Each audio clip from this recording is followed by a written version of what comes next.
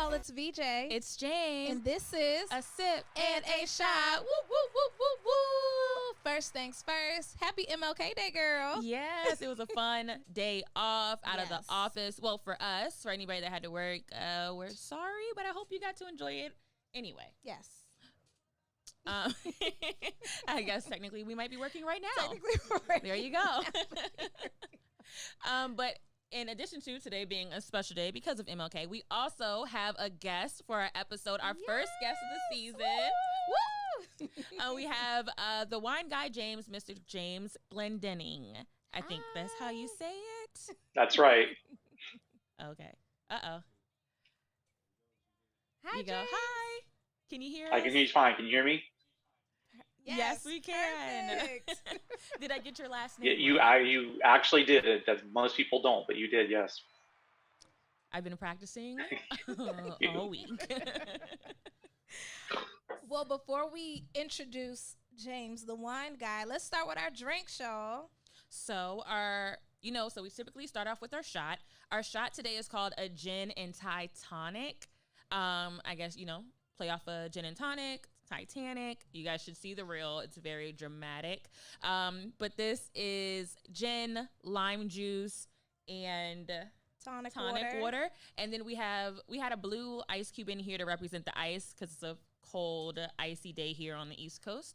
And Cheers to the good. cheers to the bad. Cheers to all the things we wish we had. Clink.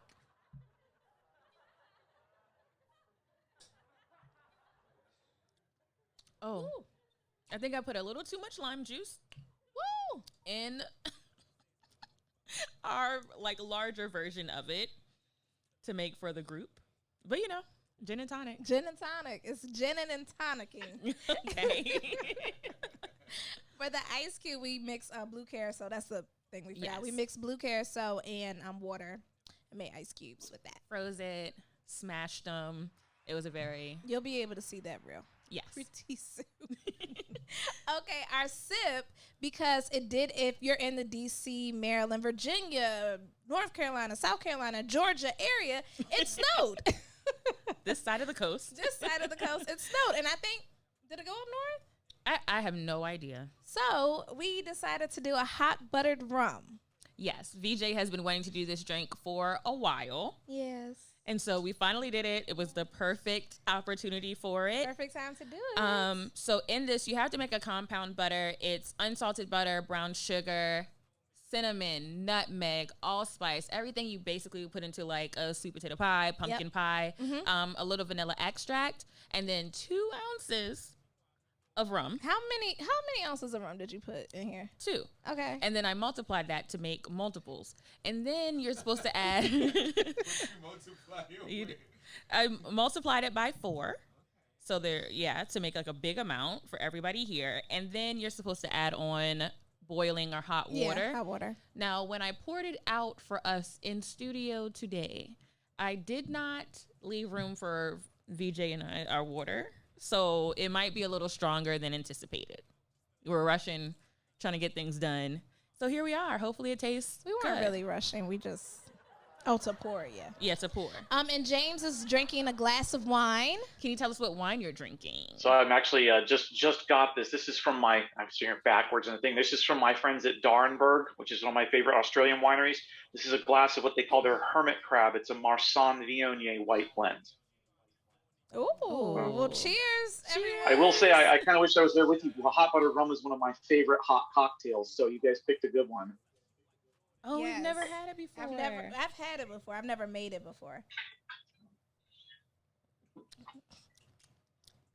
And Jamie put all the the majority of the butter, the hot buttered part, is in my cup. Yeah, I don't So think I all got I any butter. tasted was straight butter. And all I have is straight rum. You should- I couldn't even taste it. What does it taste like? It doesn't travel well, apparently. No, that one for that cocktail to work, you really need to have all of the ingredients. You put the compound butter in first, and then you want to add the rum and spices, and then you want to add the hot water fresh, so it melts the butter into it, and it actually the butter actually bubbles up through the rest. That's what we did. Yeah, And but it doesn't travel because it'll fresh. settle funny. As it gets cold, the butter settles out funny. I feel like I'm on a know if you cooking can- show. You can see. Can you see it? There's Yep. a line here of just nice butter. So Yeah. We'll figure I'm that just out. gonna. There you go. You got a straw. Woo! It's rummy. It's sweet. Well, I had this for the first time, like on a date before, a couple years ago, before COVID. okay. Back in the before times, as we all like to say. Yes, BC. Before. Yes, BC. Let's jump in. Yeah, so James, why don't you tell everybody that's listening, tell us or a little bit about your background and how you got involved in beverage marketing. So the very, very short version, when I was 17, I was living in Orlando. And like a lot of kids living in Orlando, I got a summer job working at Disney. And I was working in the Contemporary Hotel. That's, if you've been to Disney in Orlando, that's the hotel that the monorail goes through the middle of the building. Yes. And on the fourth floor where the monorail landings, they have a bunch of the restaurants, including all the family style restaurants and all. And they stuck me in doing beverage service at the family style restaurant, and found out I was really good in upselling people on beer and wine. And at the time, Disney didn't have, a lot of people don't realize Disney sits across 3 counties, and it's basically its own government. And there are a lot of the hotels and restaurants are on the property, but they don't belong to Disney. They pay Disney rent. A lot of them had wine programs, but Disney didn't have anything on property that was its own wine program. And they had hired a nice guy named George Miliotis, who's my mentor in this business, my first guy that gave me a shot to take what was then the top of the world, which is the Penthouse Hotel at the Contemporary. And that's really popular because you can sit up there at night and eat, and you can see the fireworks from every one of the parks at the same time. And they had him convert that into what's now called the California Grill, and that was the first Disney-owned property with a full wine and spirits program. George actually left Disney in the mid-2000s, went to work for the people that own Red Lobster, and took that concept and used the concept from the California Grill to create Seasons 52. So if you've ever eaten at a Seasons 52, that was where the idea came from. And George went around and anonymously dined in a number of Disney restaurants, looked for young people that had an aptitude with beverages, and brought us in to train from scratch to be the staff. And George plucked me out of working in the family restaurant to train me in doing beverage service. Got me started in wine, worked there for a few years, did a few other things, and I went to work for ABC in Florida. And in Florida, again, if you haven't been there, ABC isn't state stores. It's a privately owned company, kind of like Total Wine up here. They're the dominant people in Florida. And I worked for them for almost a decade in retail, left them and went to work doing wholesale. Did wholesale in Florida for a few years. Came up here in 2010 when to help out my father with some things. Liked the market here in Maryland a little better than Florida. Stayed here, did distributing and all for a few years here. And then my current boss, Jen Hine, she started a company called JL Beverage Marketing. And basically, there's a lot of great brands out there that get lost, especially if they're working with the big companies, because they focus on the big brands, and the companies can't have a rep everywhere. So they hire us to work directly with them. I work directly with wineries and distilleries in Maryland, DC, Delaware, Virginia, West Virginia, now Pennsylvania, to help out with the brands and be the face of the brands. Okay. That's awesome. That's exciting. I know. It sounds like a fun job. It does sound like a fun job. Just and then what I like most about it, from what I think, you learn so much about wines and beers and spirits and how things are made, what tastes the best. There's some real nice perks to the job. I mean, like today we had a sales meeting for JL, and part of the thing for the meeting, like there's a new company. I can't mention the name because it is brand new and we don't have any contracts with them. But they're launching a new line of bourbons and bourbon-based cocktails. And it was a really tough sales meeting. We all had to sit around and crack open 6 different bottles of bourbon and bourbon cocktails and try them all to evaluate them. It's a rough job sometimes, you know. So I get paid to sit around and drink. And you know, when y'all met me, I was out pouring black infusions. So like, you know, part of my job is to go around with black infusions with Michael, is to go around to bars and restaurants and sit down and say, hey, you guys want to try this, and then do shots with the bar crew. So yeah, it's a rough job. It sounds like the perfect job for Jane, because Jane is the one who will, so I just found the 3 margaritas you bought to my house. She bought, I don't remember what the brand was, but I'm opening up a bag like, what's this? It's 3 different margarita flavors for a tasting that she did not tell me about. And I was like, I'm going to put it back, because if she doesn't mention it, I'm not mentioning it. I was wondering what happened to those bottles. But what we do sometimes, or we're trying to get used to doing tastings ourselves for YouTube, because those are some of our more popular videos. This is true. Okay. So I was like, we're going to do what the people want to see, and we're going to try and taste things that we are not familiar with, or other people might not be familiar with, and put it out there and see what happens. So yeah, I dig it. I dig it too, and this will come out a little later, but we did a moonshine tasting, which was rough, to say the least. Now, were y'all tasting like actual moonshine that you got from somewhere, or were you tasting one of the brands that you get in the store where they got it, they got it like in the mason jars? Brands that you get in the store. Yes, brand you get in the store. It was, I found it at a liquor store in Crofton, Gambrills, and it was perfect for tasting, because it was like a candy cane filled with many bottles of the brand's moonshine and just different flavors. But we have had the original, like, OG backwoods moonshine.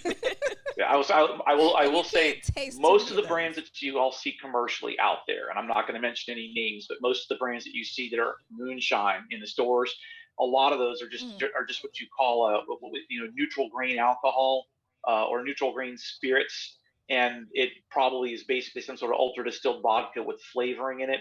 There are very few companies making actual old school moonshine. I work with a couple of the people that make the real thing. At some point, if I ever get a chance, I take y'all over to see my guys in Tennessee at Triple X Distillery, and they make some that's not currently available in Maryland, but that we used to have here. And they don't sell the overproof commercially, but I can take y'all to the distillery and get you the real stuff. It's not watered down. That would be a wild trip. You ever regret bringing something up, but then be excited all at the same time? Like, real moonshine from Tennessee. That would be, we are definitely down.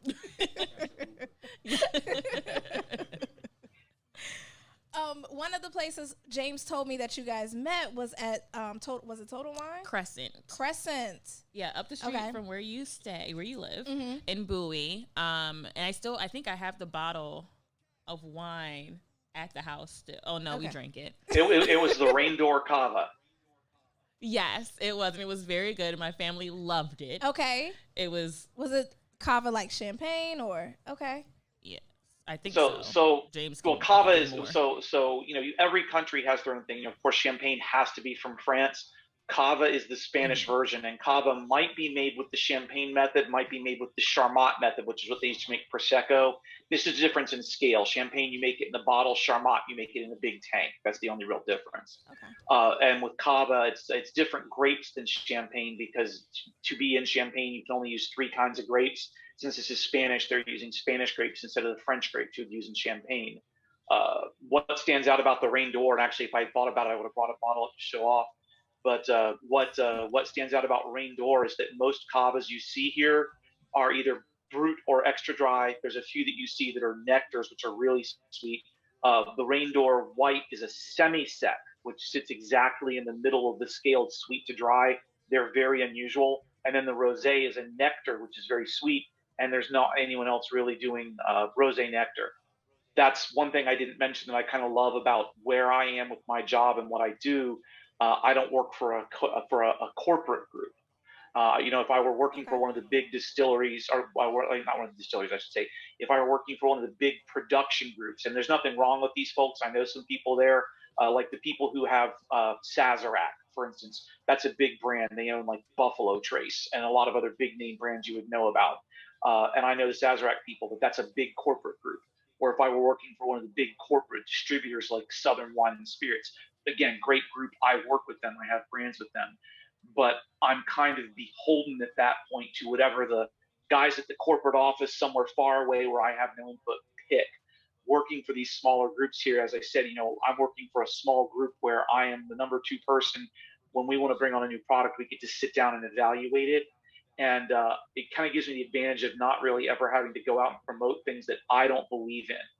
Also gives us a chance to do things like I mentioned to you when we met. I work with a lot of women-owned properties. I work with a lot of minority-owned properties. And I am the main rep for this area for the only all-black-owned cognac brand on the market. And I like getting to work with those smaller brands that are things that don't get things because they're not big corporate. And I like not having to work with things I don't believe in. So what goes into your evaluation process? Like, what for you, how do you know if you like something? What's your scale?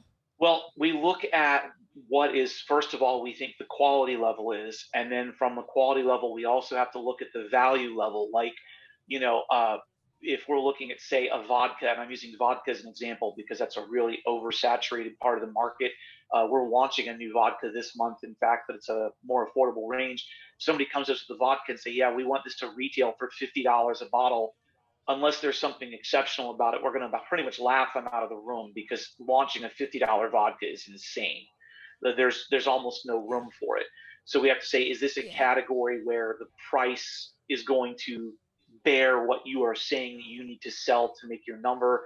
Do we feel the taste is there? Is this something that we feel that there's a market for? It might be something where we look at this product and say, we love this product and this is great. And it would sell in, Florida. It would sell in California. Here in Maryland, it might be something like we got presented with a line of pre-made canned cocktails that were all tequila based, and we loved them. Ooh. But we would be able to sell them a little bit around the center part of the state and heavily in Ocean City, 3 months out of the year, because they're marketing them as like a beach product. And we can't make a commitment to that in this market. So it's a lot of what makes sense and what we think we're going to be able to sell. And is it something we think is smart? There have been things where we've kicked things back and said, your package is terrible, or you need to do something about your branding. There's a vodka I saw that popped up in a Facebook ad the other day that was, it was a tall, fancy bottle of expensive vodka, and the vodka bottle was shaped to look like a nude woman. Very graphically detailed, like a nude woman. Oh. And I'm not like a silhouette? No, like a full on, knees up to the head, naked woman. Oh. And very, not even like a Greek statue, but like a very fully detailed. And I'm looking at that, I'm going, how are you going to market that? Half the stores wouldn't feel comfortable putting that out on the shelf. Because, like with most consumer things, 70 to 80% of consumer spending is driven by women. That's something that I'm always constantly getting on with when I'm consulting with stores that I work with. ABC in Florida was big about this. A big part of ABC's model, they said, we don't want to cover up our windows with posters. We want stores with bright lights, with wide aisles, with our products displayed. We want women to feel comfortable and safe coming in the stores and shopping because women drive consumer spending in the United States. And so you go to all this effort to make a store friendly and shoppable, bright lights, visible windows, and you put a naked, very graphically detailed, very much, popular beauty standard body type woman as the package, you're going to offend more customers than you're ever going to attract. That's bad marketing. Yeah. Yeah. Before we, because I have another question. Okay. We have a chat room, guys. And the chat room is popping. The chat room is popping, James. We have some questions for you. The first one is, what is the black-owned cognac brand? So that, if you're able to give I am, absolutely. So that's Nyack, N-Y-A-K, Nyack Cognac. That one is pretty commonly available around the area. It's only been out for a couple months. If any of y'all watch Real Housewives of Atlanta, Portia's ex, Dennis, that's her baby's father, Dennis McKinley. Yes. Dennis is a good friend of mine. Yes. I work directly with Dennis. And Dennis is the owner of that. So the brand was originally launched in 2016 by Jadakiss, and Remy Martin was making it. Jada was just kind of the face of it, and it kind of went nowhere. So Dennis came in, and he's got Young M.A. and Trina Rockstar and Degrade 8 working with him. They put up the money and actually built their own distillery, hired people away from Remy and Cointreau to work for them. And is the only all black owned brand on the market. NYAC stands for New York Yak because it was in New York when they started it, and they relaunched the brand in Atlanta in March of last year. We got it into Maryland, except for Montgomery County, which we're still working on. Last October, we'll have it in Montgomery County and DC soon. And I'll tell you, I am that 20% of cognac drinkers that are that's white, and I've always been a brandy and cognac guy. I love brandy, cognac, Armagnac, anything like that, and I mean, I really love it. We blind tasted it against Hennessy and Remy and a few other brands, and it has blown them away. We've got VSOP coming out, and we have peach, and get this, cinnamon coming out. So it'll be the only cinnamon brandy on the market.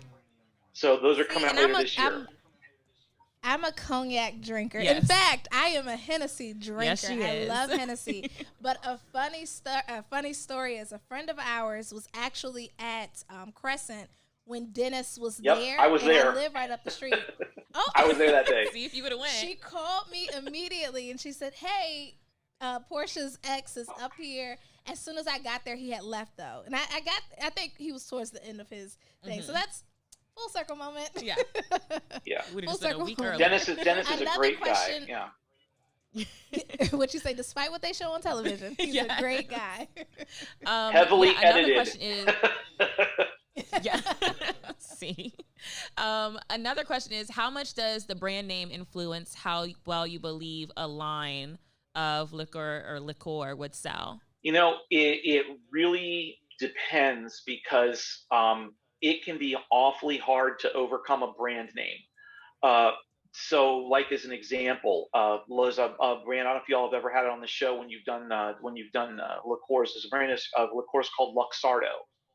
And Luxardo makes the best known maraschino liqueur.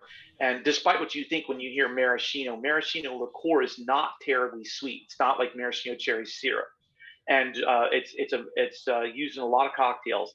And Luxardo's out of Italy. They make a few other liqueurs. And the thing is, Luxardo isn't the original. The original is this brand called Maraschino out of Croatia. And you'll hear me talk about this a lot when I talk about spirits revolving and wines revolving around Italy. Anytime you talk about wine, liquor around Italy, you always end up with a story about, and then 300 years ago, two brothers had a fight over a woman or money. It's always one of the two, and the family split up. So what happened was Maraschino was the original thing there, and at some point about 200 years ago, again, depending on which side of the family you listen to, there was a fight over either money or a woman, and half of the families. Sorry, my cat's decided to be on the thing here. Half of the family decided that they were going to pack up, steal copies of the recipes, and they were going to move to Italy, and they established Luxardo. So that's the big brand name. And honestly, and this is, again, blind tasting, which is the only way to be honest about it, the Maraschino brands do better blind tasting than Luxardo, and we have a better price point.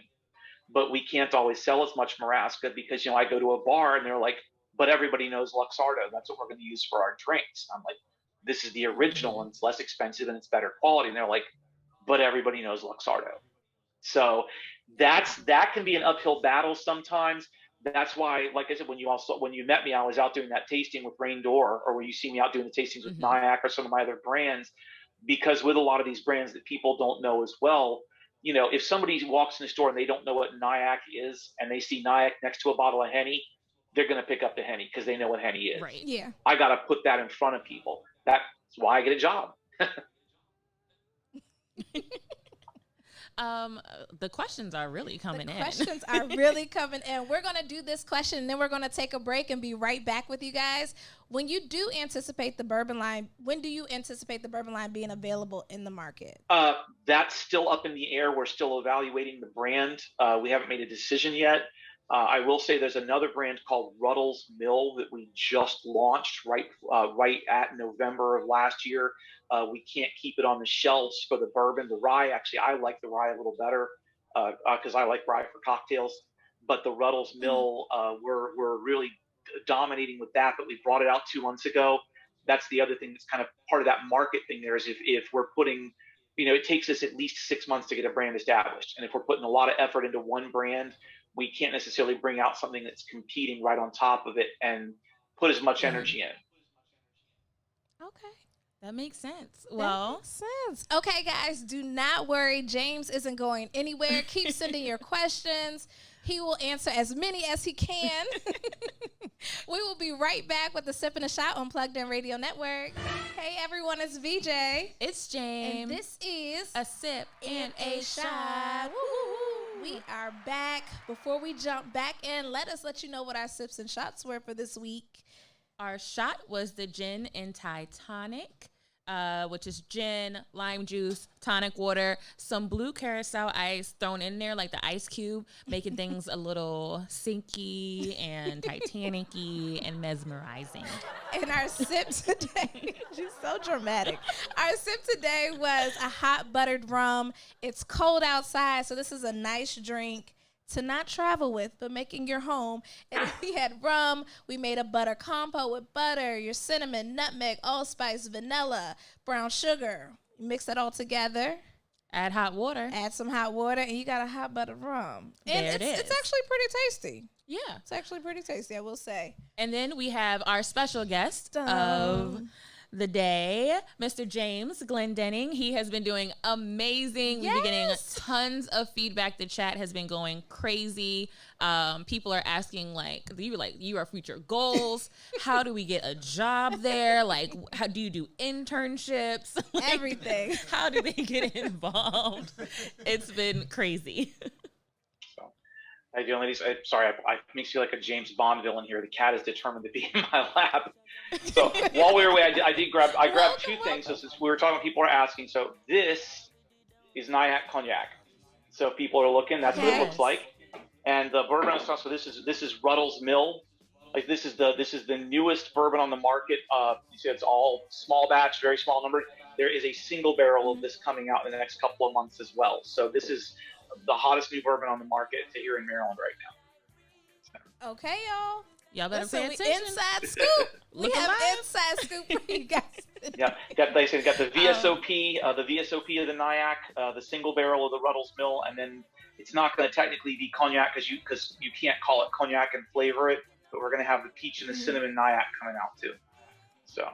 Nice. So one question actually came in about the Ruddle's Mill. Is it available in the DC area, and what would you compare the taste of it to? So Ruddle's is not in DC yet, but it is available anywhere in Maryland. I know somebody says at Crescent.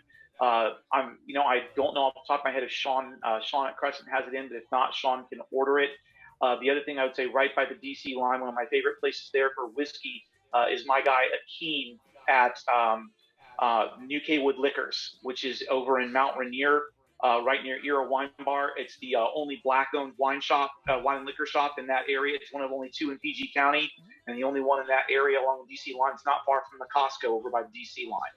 And Akeem will get you any bourbon that you need. He's got a huge collection of the specialty whiskeys I work with. Okay, noted. We will be visiting very, very soon. We love a good winery. So. Mm-hmm.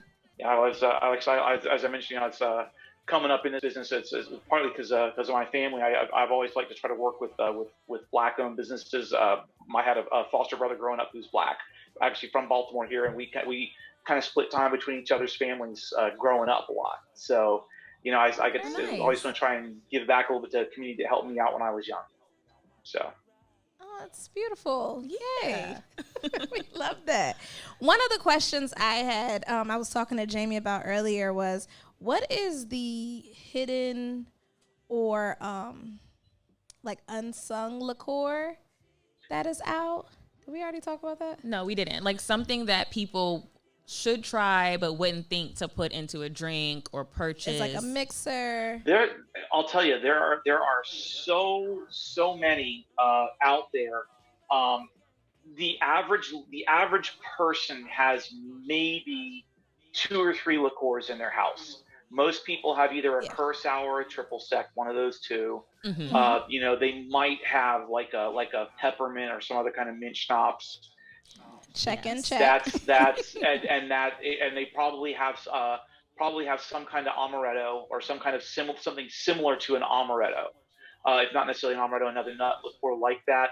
And if they are serious whiskey people, they probably have an amaro or some sort of similar bitter like herbal liqueur that you would use in a lot of whiskey drinks, and not too much else. That's not a category. Depending on where they're from and what they like to drink, they might have a licorice liqueur like a sambuca or something else along those lines. That's probably it. And the world of it is so much more. I mean, like right back here behind my head, and this is not a promo for something I sell, something I like to drink. So this is a Floc de Gascon. Okay, I don't know the way the light is, you can see the label clearly. So I don't know if y'all, if for folks who don't know, I'm not going to go to the big thing, but so Cognac is a place in France. Cognac is brandy from that place. So the place next door to Cognac is called Armagnac. So Armagnac is French brandy from next door to Cognac. They're made exactly the same way. The big difference is in how you can label them, because with Cognac you label HVS, VSOP, whatever. With Armagnac you can actually put years on. What this is, what Floc de Gascon is, it's basically a liqueur like a port, but made with Armagnac. That exists in Cognac too. That's called Pinot de Charente. So this is like a white port, but the glare on the label is horrible. This is like a white port, but made with Cognac. And I collect stuff like that, and I do work with the Pinot de Charente brand that's here, but those are things that most people wouldn't even know about. There's so much stuff like that. One of the big things I work with is I work with a group called Distilleries at Domaine de Provence, along with Marasca, and they make a ton of things. Well, the thing that everybody would know, Distilleries at Domaine de Provence makes Absinthe. That's the Absinthe brand with the Vincent van Gogh package that you see in like every liquor store. Yes. They make a ton of other really cool stuff, though. Like they make something called Ferragoul, which is a French dialect for thyme, for the herb thyme. And it's a herbal-based thyme liqueur. And this is not something most people would ever think about, but this is not only great to have at your house for drinks, and I'm kind of wrapping around this the long way. I would say the ones I work with, that's one of my favorite lesser-known liqueurs, because the Ferragoul, it's thyme plus the other herbs that you would find in an herb de Provence mix. It's not only great in drinks, especially with adding to like champagne or sparkling wine, but you can cook with it. I do a lot of cooking. I've worked in a lot of restaurants and kitchens, and you can use it in fish, in chicken, all kinds of poultry. And I love a liqueur that's multi-useful like that.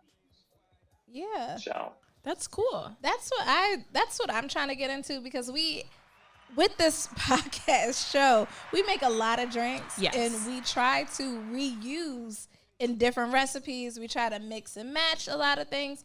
So maybe we should look into the liqueur that you can cook with as well. Yes. Because we only drink once a week. Yeah, that's true. And I will say that we've gone through like our catalog of how many drinks over the past, I guess, year and a half. Yeah.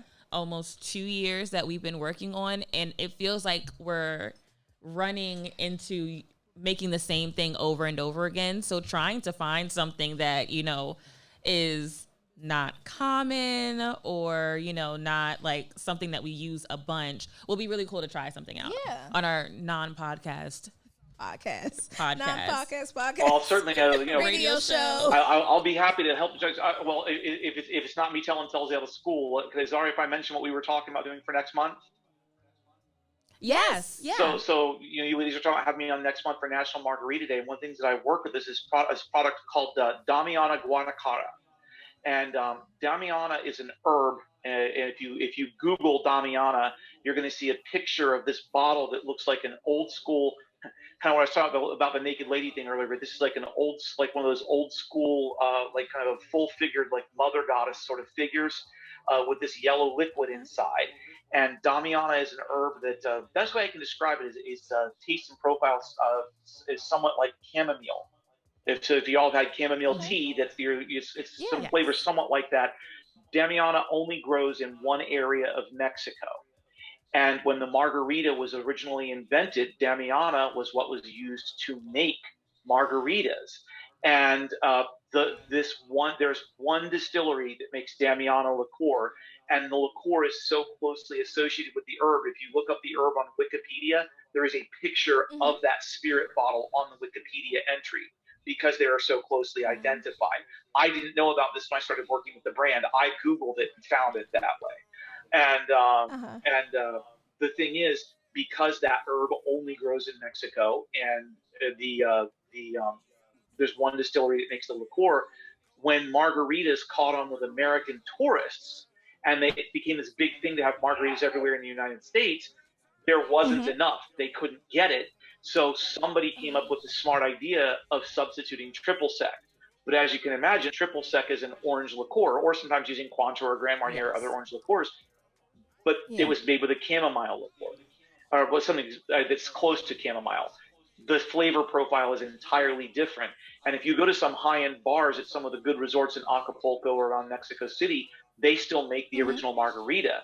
But unless you're an American who's traveled down there, you've never had a real original margarita.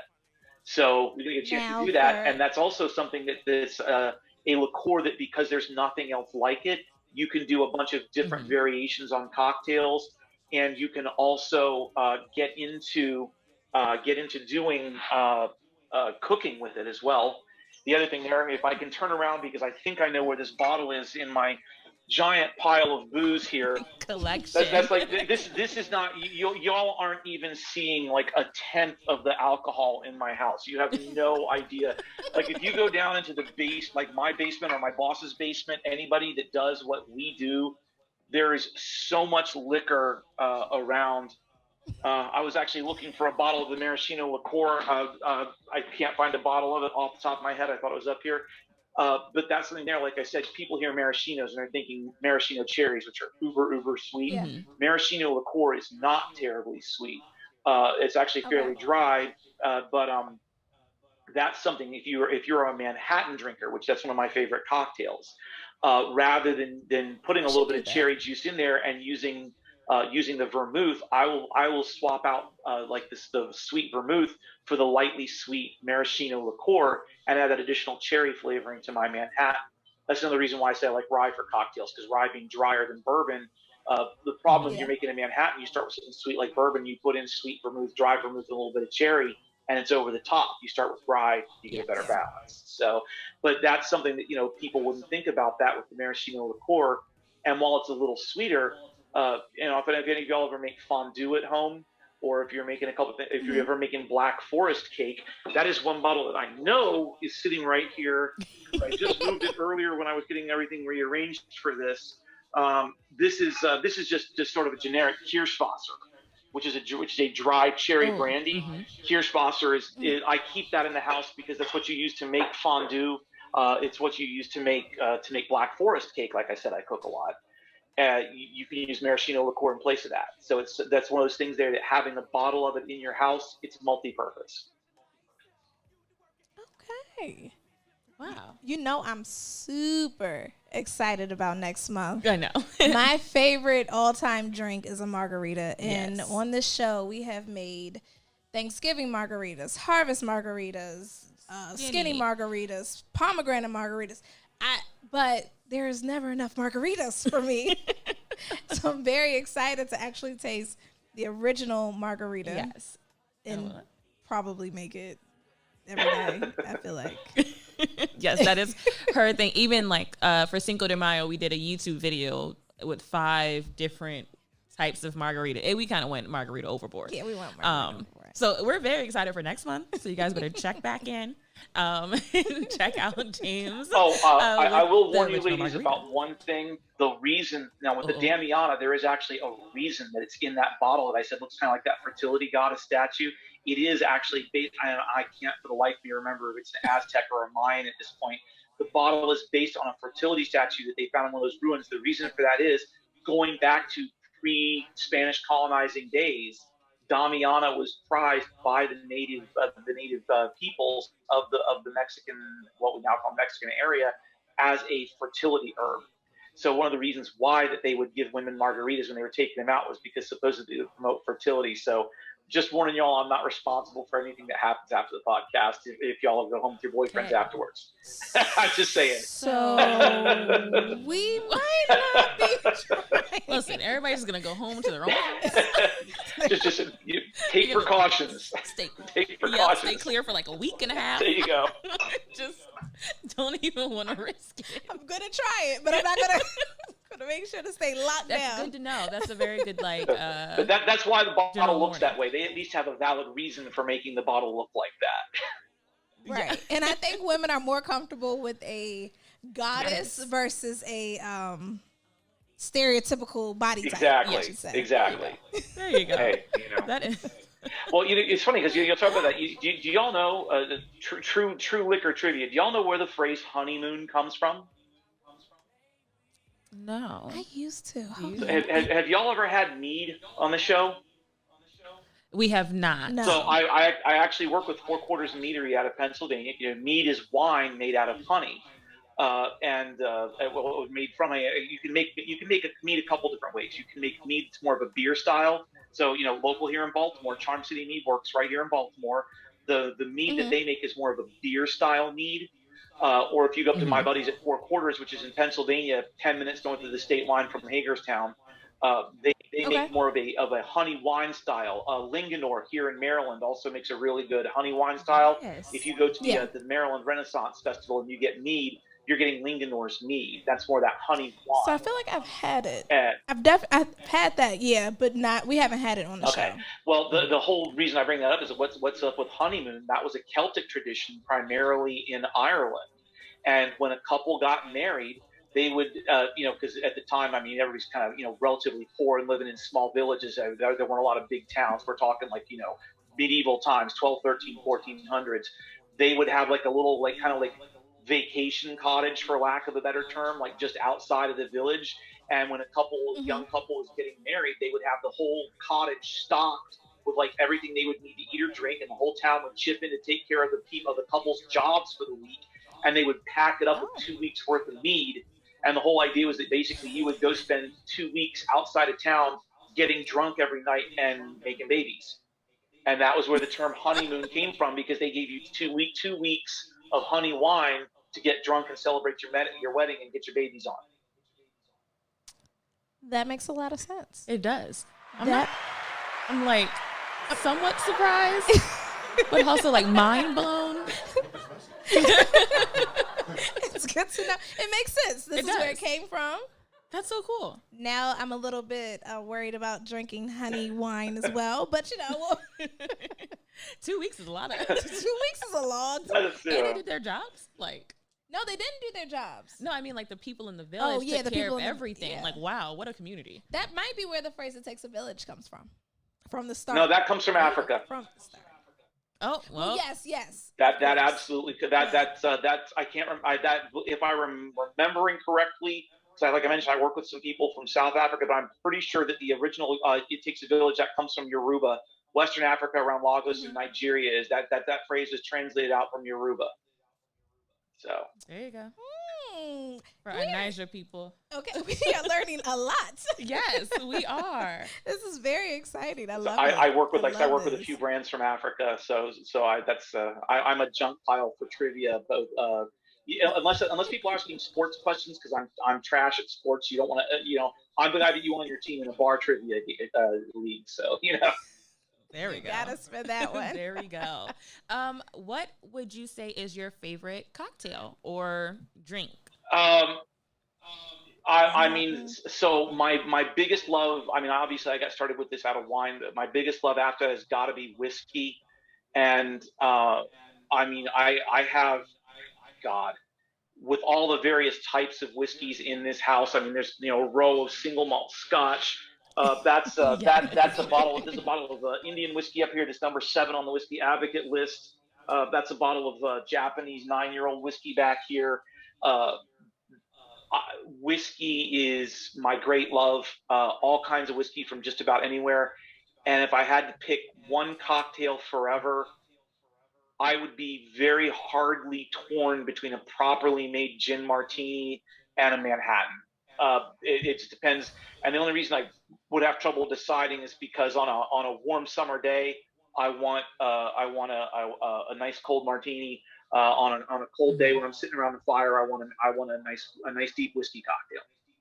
So it just depends on the season. Like yeah. The rest of us. So although if I got a minute to toss in one more bit of trivia. So y'all were doing the gin and tonic shots. I don't know if you've ever read any of the Hitchhiker's Guide to the Galaxy books, and they've made like 6 or 7 different movie and TV versions of those. Of course, Douglas Adams, the author, was an English guy, and one of the things that he posits in the book is that in every civilized culture in the universe, everybody has evolved some form of their own version of alcohol, and the 2 cocktails that exist in every sentient civilized civilization are the gin and tonic and the whiskey and soda. Although he says you have to be very careful because on some planets you may go and order an whiskey and soda, and it tastes just like a gin and tonic. So if you want a whiskey and soda, you have to order a gin and tonics. So, little sci-fi geek trivia, but is a big part of the whole story of those books is that the entire universe, that the whole thing of interplanetary culture relies on getting one another drunk, pretty much. There you go. There you go. There you go. Well, sounds about right. This was so exciting. Yeah. Yes. Thank you so much. Do you have any other questions or? I don't think so. Anybody else in the chat with anything? Where can people reach out to you, follow you on Instagram? So I'm on Instagram. You go Wine Guy James, and then my 99% of what's on my profile. If you look on Facebook, you'll see a picture of I'm fairly identifiable guy holding up a couple bottles of liquor. Also, there's a Facebook page, Glendinning Fine Wine and Spirits, and that is where I advertise because I do work for a lot of different companies, so I can't advertise everything on the company pages. That's where I advertise all of my tastings and events. I also am actually going to be working on doing some videos where I talk about in-depth particular spirits and everything. So if you search Wine Guy James on YouTube, there's a channel up. There's no content yet, but I'm about to start posting some videos. Like I did a whole thing the other day with doing a Death in the Afternoon, which I don't know if y'all are familiar with the cocktail Death in the Afternoon. That's absinthe and champagne. It's a cocktail that Ernest Hemingway invented. And I did a whole detailed story on that and all the backstory about how and why Hemingway invented it and then demonstrated how to make the cocktail. That we're gonna find that. Can you give us the quick story? So really quickly, I mean, Ernest Hemingway was known as the big tough man's man kind of guy, the big time whiskey drinker and rum drinker and all that. And he ended up in a situation at one point where he said, for some reason, friends of his kept giving him champagne, and she thought champagne was far too girly of a drink for a manly man like him. But he also had a lot of old school French absinthe lying around. And one of the things that makes absinthe, with its reputation for making you see things, is because the lowest proof absinthe on the market is something like 90-some proof. The highest one that I sell is almost 160 proof. And I don't care if there's wormwood in it or not. You drinking a lot of something that's 160 proof, you're going to see things. They don't talk about pink elephants in the old cartoons for nothing. And Hemingway decided that what he was going to do was to make a drink by taking all of this expensive champagne that his friends had given with him. He was going to throw in a couple shots of absinthe, and his thing for it was to basically he said to apply medicinally 6 or 7 of these cocktails until you reach a state like death. Those were the state the name Death in the Afternoon came from. He's a wild guy. Is someone there to bring him back? I guess just sleep it off. Well, I feel like I'm gonna die. Your rich guys have your servants carry you into the bedroom. There you go. Oh goodness, that is crazy. That's wild. James, you're scaring me because now she's gonna want to try these drinks. I do. I'm like, yes, we need to try it. How have I not heard about this before? That's actually working at a bar. You talk about working at a bar. Also, you talk about spirits that people sleep on, and absinthe is another one because that's something that to make the Sazerac, which is the original the very first American whiskey cocktail, predating the Manhattan, was the Sazerac, and you have to have absinthe to make the Sazerac cocktail. And that's one of those things. There's a lot of other things that you can do with absinthe, and that's not something that most people think about. But some liqueurs will go bad. That's a lot of us are shelf scared forever. of it. Well, I'll tell you, a lot of what you've heard about absinthe is overrated and somewhat untrue. As long as like everything else, moderation, and as long as you're careful with it, you're not going to hurt yourself too much. See? It'll be fine. Famous last All words. right. Yeah, it'll be fine. It'll be fine. Yeah, no drinking, no driving. Keep it mellow. Stay Always in the house. important there. Yeah. Yes. Right. Well, anything else? That is it for me. Thank you so much, James, for joining us tonight. Thank you for having me on. Big claps to you. You were a great first guest of season 3. Like, we love it. Yes. Awesome. And we'll have you back in February for National Margarita Day. So, guys, remember to tune in. And you can find him on Instagram at The Wine Guy James, and then on Facebook as well, which is Glendinning. Fine Wine and Spirits. Fine Wine and Spirits. There you go. Thank you again, James, so much. Thanks for having me on. Yeah. All right, y'all. That is our show for tonight. This was great. This is like top episode for us. Yes, it was. This is a good way to start off the year. Yes. And then next week we're going to be talking about mental health. So we'll have a licensed mental health, like psychiatrist, therapist, counselor in to talk to you guys and answer questions as well. So keep watching. Listen, we got a lot for you guys. We told you we have a lot coming for you guys season 3. We're coming for everything, okay? Everything. Thank you guys so much for joining us. It's VJ. It's Jane. And this is A Sip and a Shot. Bye.